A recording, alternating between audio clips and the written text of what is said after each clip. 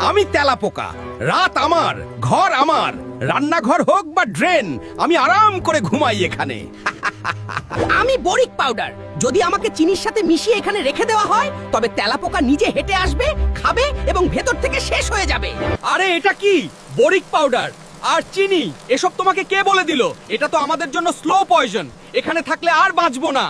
আমি মশা, বাথরুমের এই কোণটা আমার ভিআইপি বেডরুম, স্যাঁতস্যাঁতে ভাব, অন্ধকার, আরামে ঘুমানোর উপযুক্ত জায়গা। আমি কর্পূর, যদি আমাকে গরম পানিতে ফেলে এখানেই রেখে দেওয়া হয় তবে আমার গন্ধ মশার জন্য বিষে পরিণত হয়, এই বাতাসে সে টিকতে পারে না। আরে এটা কি?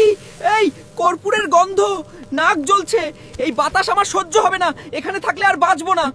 আমি পিঁপড়া, মিষ্টি হোক বা রুটির টুকরো, আমি তোর খাবারের মধ্যে আরামে ঘুমাই। তুই খাওয়ার আগে তো দেখিসও না, আমাকে আবার তাড়াবি।